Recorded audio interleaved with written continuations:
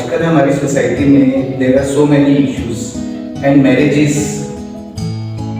Are very important from society perspective, but overall scenario is very complicated. Like when we talk about marriages, there are so many issues.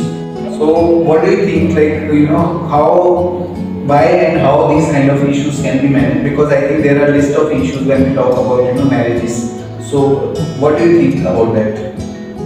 To begin with, there are a lot of issues that we face in marriages today. Number one being communication.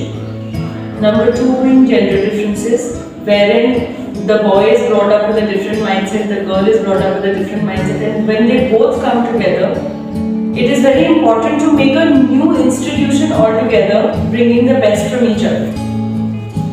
Versus a lot of problems happen like attitude problems, understanding problems, communication problems. A lot of times we are unable to solve the simplest issue or a fight simply because there is no communication. तो मुझे लगता है कि marriage का main जो pillar होता है other than love, respect and understanding is communication. Taking the critical feedback positively, understanding कि आपके हस्बैंड या आपके वाइफ को आपसे बढ़कर और कोई भी नहीं है. You know, of course, if they are putting up a point which they don't like, is probably because उनकी respect hurt हो रही है. And eventually, चाहे वो boy है चाहे वो girl है, husband है या wife है, किसी की भी respect hurt होगी, self esteem hurt होगी, तो वो बोलेंगे. और अगर वो बात कर रहे हैं, अगर वो communicate कर रहे हैं, तो इससे और अच्छी बात नहीं हो सकती. तो अगर हम top 3 issues की बात करें, like at an individual level, so what kind of issues do you think come up, like from personality perspective or attitude perspective? What do you think? Number one is expectations, which are not communicated in time and are assumed कि ये तो होना ही चाहिए.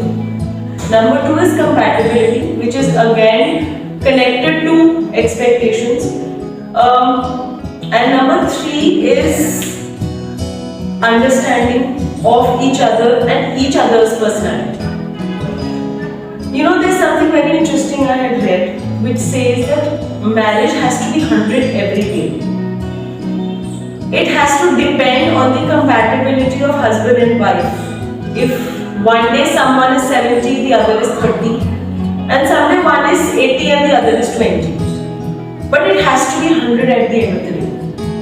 And communication only brings us together to this simple compatibility कि today I've had a rough day and maybe you had a good day, or maybe we both have had a rough day and we both can pitch in as much as we want. हमें उस चीज के ऊपर friction create नहीं करना. जितना हमारा friction control में रहेगा उतनी हमारी marriage is calmer, it's happier, and it's more communicative. But I think, like, when we talk about you know, tolerance and patch-up skills, so nowadays, like, both the things are missing. So what do you think, like, from these two perspectives, like, you know, where are we, like, being a couple, or, you know, if we see in society like these many kinds of couples there, right? So what do you think, like, how we can, you know, increase both these things? Tolerance and patch-up skills today have a lot of a lot of back-end problems. Number one being financial, number two being the working skill per se. So it is expected that the woman should have more tolerance. She should be the one patching up every time. But unfortunately, that is not the case these days. With girls equally working 9 to 5 or 9 to 9, also shed out on a lot of tolerance.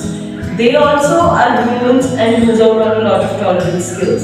Whereas for men, being the conservative bread owner of the house, also needs to understand that they both have to come together for tolerance. Sometimes it's the wife, sometimes it's the man of the house.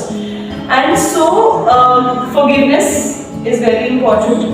And number one skill I feel that comes in when it comes to tolerance and patch up is doing an activity together where आप दोनों के mental और emotional skills come to work. So it could be meditating together, it could be working out together, it could be going for a walk in the morning together, wherein a chunk of quality time, including your mental and emotional skills, are involved. उससे क्या होता है कि आप you know there is something you look forward to, so automatically अगर कोई fight भी है तो उस चीज में solve हो जाती है क्योंकि that is something you're looking forward to. So वो patching up skills automatically high हो जाती है, कम्युनिकेशन बढ़ जाती है. Obviously when you will go for a walk or you will do something and you both are involved in it, it becomes better. Okay, talking from gender perspective, like gender differences is big thing, I think. Like from relationship perspective, I am saying. So what do you think? Like when we talk about gender differences, we don't get gender education like at a psychological level, but we should get. So what do you think? Like being a psychologist, like what is your suggestion? Like we should add this thing in our education system, or from the beginning, so that a kid that is growing up, he should grow with these skills from the beginning. But at a later age, when he needs these kind of skills, then I think there are big differences in from a relationship perspective. Not only in marriages, even at in blood relation also. These kind of things happen. So what do you think? The first window to education is home. And I think if the parents take up this pledge that we both will respect each other as parents, we both will respect each other as man and woman. Gender differences only comes in when we lose respect for the other gender. Girl है यही सारे काम करेगी, boy है यही पैसे कमाएगा. जब हमारे घर में environment इस चीज का होता है कि अगर खाना ले करना है तो वो डॉटर ही आएगी या वो गर्ल चाइल्ड ही आएगी. These kind of small changes bring in the gender differences. अगर आज यही pledge पेरेंट्स ले कि हमें ये gender differences की एजुकेशन अपने बच्चों को शुरू से देनी है, then you don't need any school to do this. The first window to education is always home, and the moment the parents decide that both my children are same, they both, whether it's a boy, whether it's a girl, the boy needs to learn to how to cook, the girl needs to go and earn money.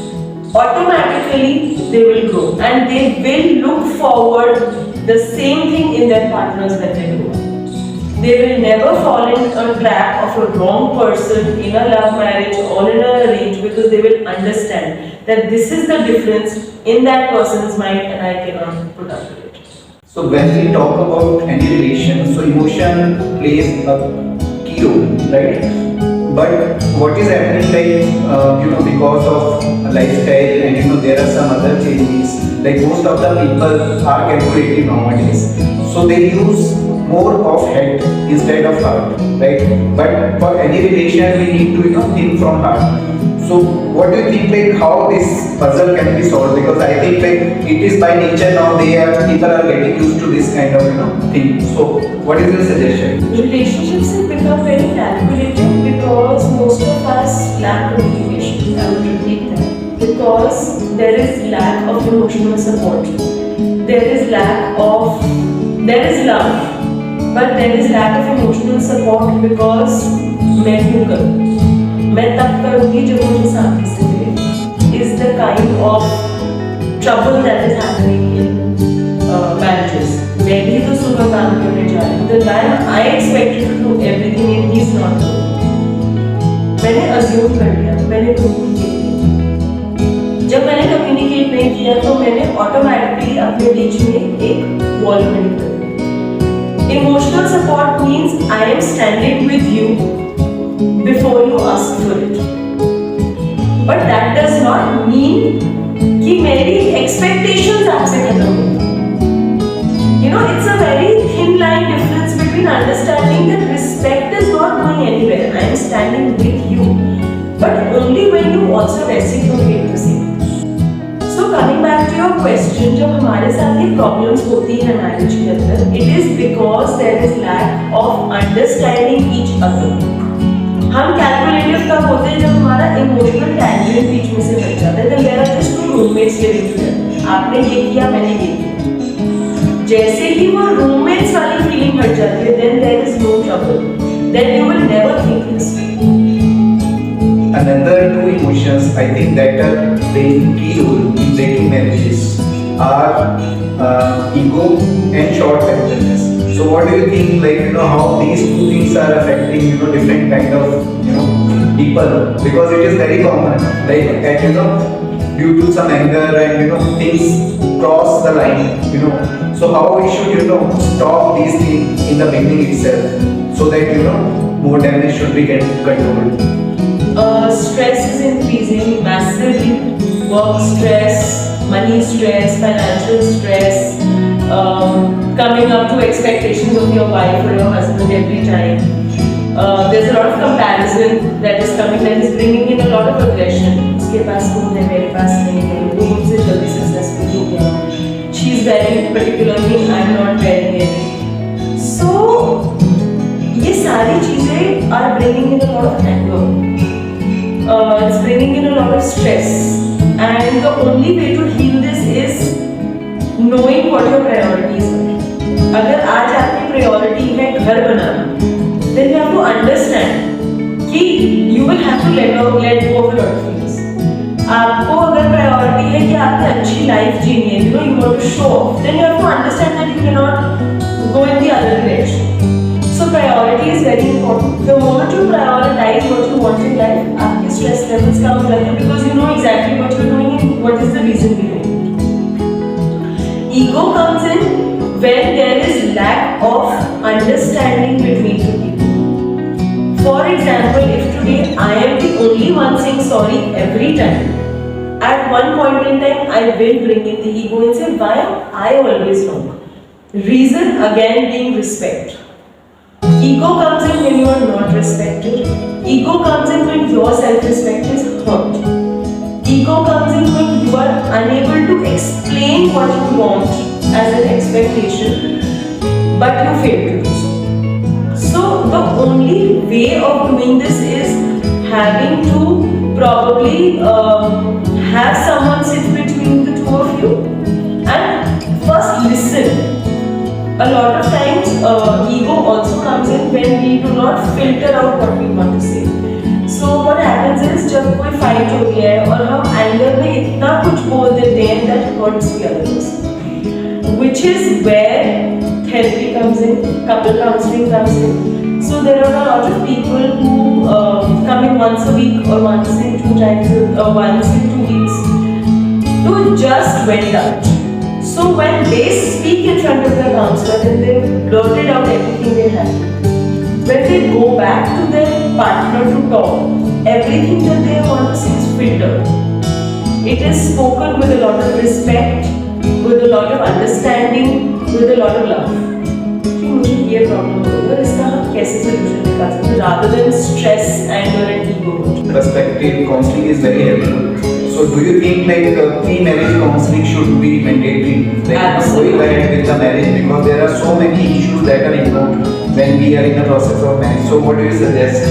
Pre-marital counseling is very important, as it is important to have medical reports before your marriage, which is very important, which often is taken offense, but it is very important for the girl and the boy.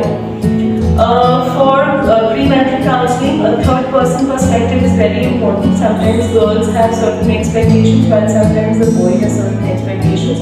And because of family pressure and other reasons, they are unable to communicate to each other, which is why the marriage breaks or comes to a standstill.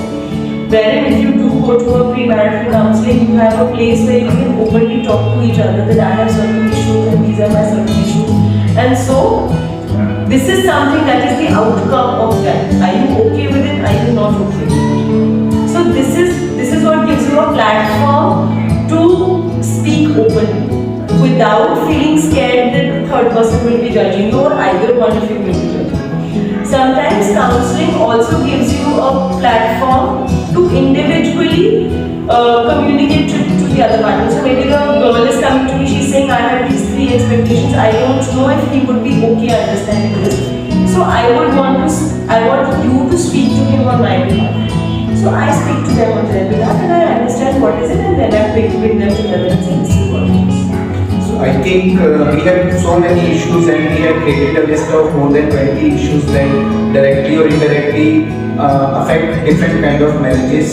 So we would like to take other issues in our next session.